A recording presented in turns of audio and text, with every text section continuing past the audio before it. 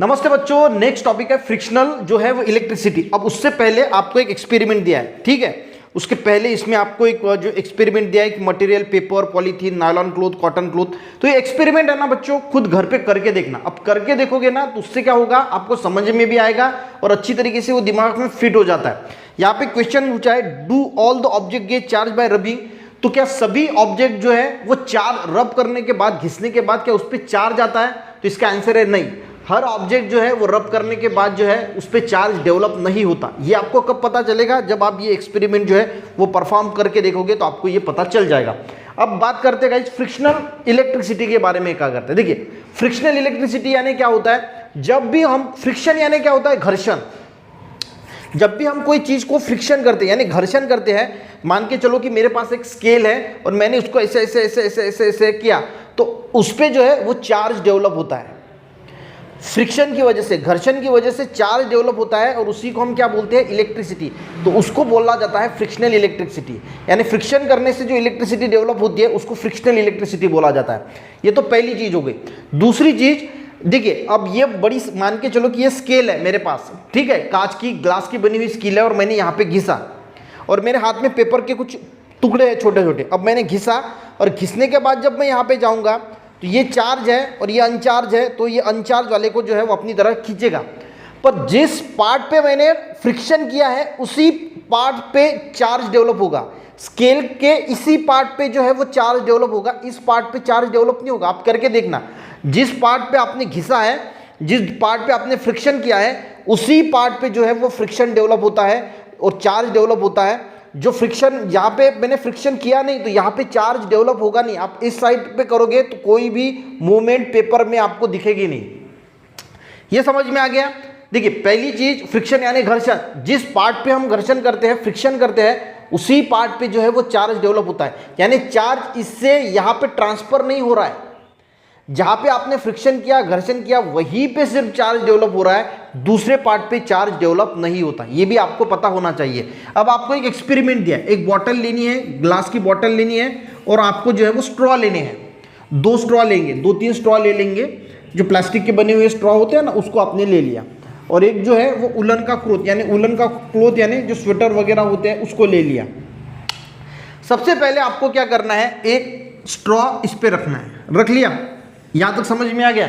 एक स्ट्रॉ को आपको यहां पे रखना है और दूसरा स्ट्रॉ जो है वो इसके पास लेके जाना है।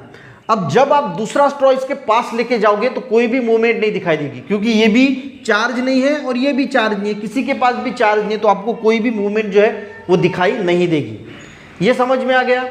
अब दूसरा हम देखते हैं। दूसरे बार क्या करेंगे, एक स्ट्रॉ लेंगे। एक तो स्ट्रॉ यहाँ पे है ही, ये स्ट्रॉ आपने यहाँ पे रख लिया।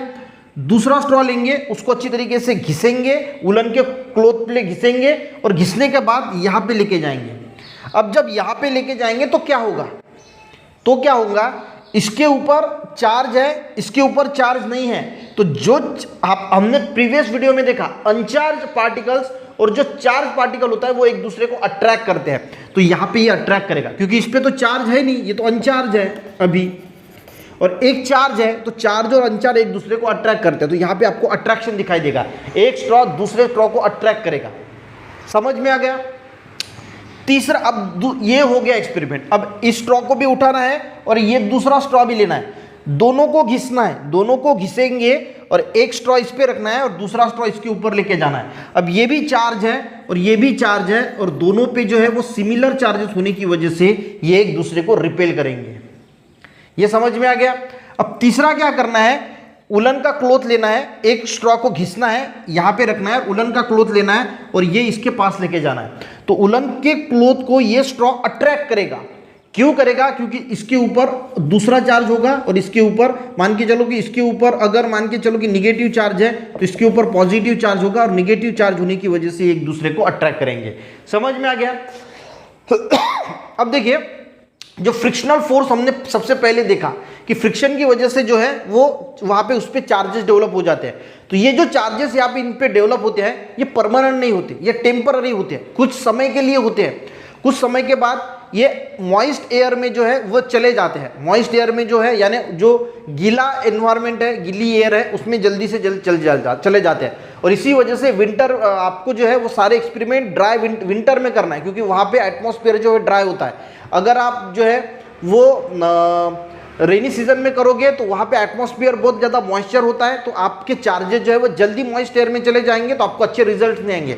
तो जो भी एक्सपेरिमेंट अगर आपको करने हैं तो अगर आप विंटर में करते हैं तो बहुत अच्छे एक्सपेरिमेंट आपको देखने को मिलेंगे, क्योंकि वहाँ पे मॉइस्ट एयर बहुत कम होती है।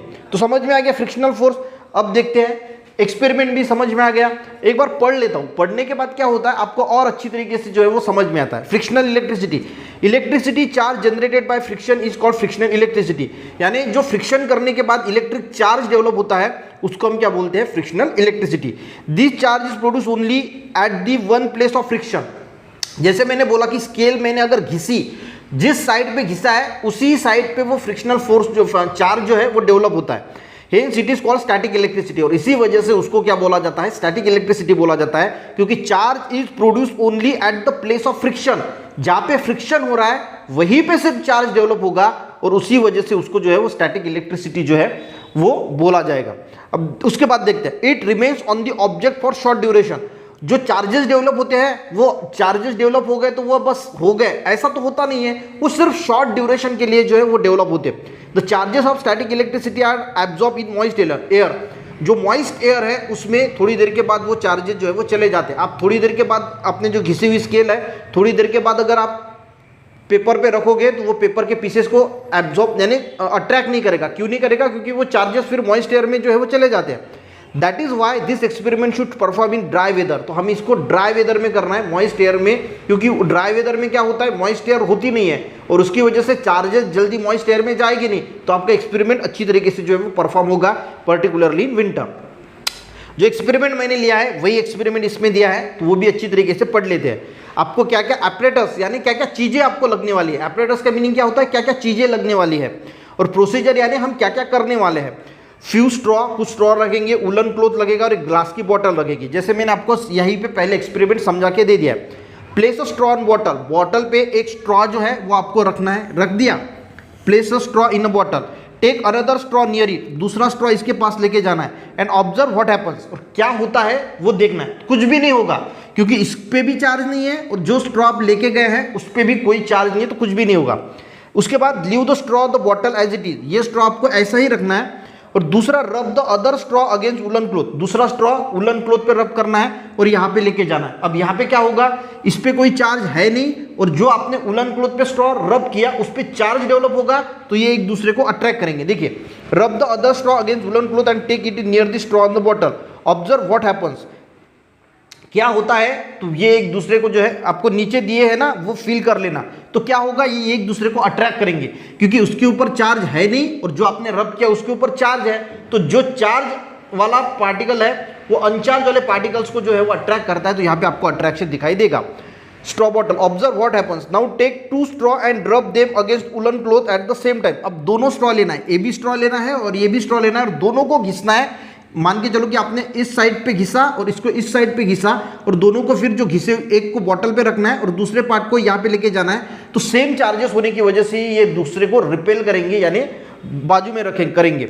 Observe what happens, now take the two straw and rub them against woollen cloth at the same time, keep one straw on the bottle and take another in it, see what happens, keep the rub straw on the bottle as it is, take the woollen cloth. तो ठीक है, तो ये दूसरे को repel करेंगे। अब क्या बोलते हैं, keep the rub straw on the bottle, एक स्ट्रॉ को रब करना है और यहाँ पे रखना है और जिस उलन क्लॉथ पे आपने उसको रब किया उसको जो है उसके पास लेके जाना है, तो क्या होगा, अट्रैक्शन होगा क्योंकि उलन क्लॉथ पे पॉजिटिव चार्ज आएगा और इस पे निगेटिव चार्ज, जो अपोजिट चार्जेस होंगे और उसकी वजह से वो एक दूसरे के पास जो है वो अट्रैक्शन दिखाई देगा। आपको एक टेबल दिया है और इंटरफेरेंस दिखा है। देखिए, पहले इसमें a charge straw is taken near the अनचार्ज straw, जो चार्ज स्ट्रॉ होता है, जो चार्ज किया हुआ स्ट्रॉ है वो अनचार्ज वाले के पास लेके गए तो क्या होगा, अट्रैक्शन होगा क्योंकि चार्ज पार्टिकल्स अनचार्ज पार्टिकल्स को अट्रैक्ट करते हैं, ये इन्फरेंस में आएगा। ठीक है, two straw carrying similar charges are brought near it, दो स्ट्रॉ जो हमने लिए थे दूसरा एक्सपेरिमेंट में किया था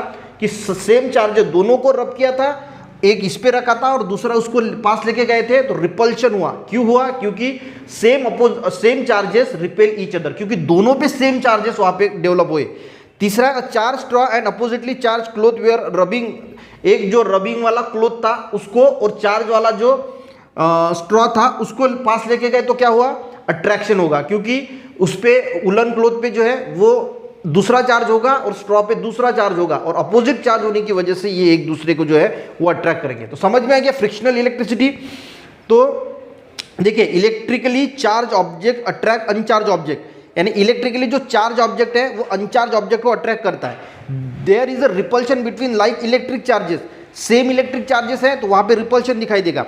there is attraction between unlike electric charges, attraction होगा अनलाइक होगा, यानी एक पॉजिटिव होगा एक निगेटिव होगा तो वहां पे अट्रैक्शन होगा। एक पॉजिटिव है दूसरा भी पॉजिटिव है तो वहां पे रिपल्शन होगा, एक निगेटिव है दूसरा भी निगेटिव है तो वहां पे भी रिपल्शन होगा। Hence repulsion is used to test identify the electrical charge object. तो रिपल्शन यूज किया जाता है कि कोई भी पार्टिकल यानी जो एटम है वो इलेक्ट्रिकली चार्ज है या फिर नहीं है, तो वहां पे रिपल्शन का यूज किया जाता है। अगर रिपेल करेगा तो हमें समझ में आएगा कि एक अनचार्ज है और एक जो है वो चार्ज नहीं है, या फिर दोनों के दोनों जो है सॉरी क्या बोला मैंने, अगर रिपल्शन को हमें यूज करना है तो हमें ये हो सकता है कि दोनों सेम चार्ज के हैं या फिर उस पर कोई भी चार्ज नहीं है। तो बहुत सिंपल है फ्रिक्शनल इलेक्ट्रिसिटी। अगर थोड़ा कंफ्यूजन है तो वीडियो को फिर से देख लेना, तो आपका सारा कंफ्यूजन जो है वो क्लियर हो जाएगा। सिंपल है फ्रिक्शनल इलेक्ट्रिसिटी में। सिंपल क्या है? फ्रिक्शन की वजह से, घर्षण की वजह से चार्ज डेवलप होता है। वो चार्ज शॉर्ट ड्यूरेशन के लिए होता है, थोड़ी देर के बाद मॉइस्ट एयर में जो है वो चला जाता है। अगर सेम चार्जेस है तो वो एक दूसरे को रिपेल करेंगे, और डिफरेंट चार्जेस है तो ये एक दूसरे को अट्रैक्ट करेंगे। सिर्फ इतना आपको जो है वो ध्यान में रखना है, ठीक है। वीडियो हेल्पफुल रहा, अच्छा लगा तो एक लाइक जरूर करना, अपने दोस्तों को भी शेयर करना, चैनल पे नए जरूर सब्सक्राइब करना। मिलते हैं नेक्स्ट वीडियो में, तब तक के लिए बच्चों जय हिंद।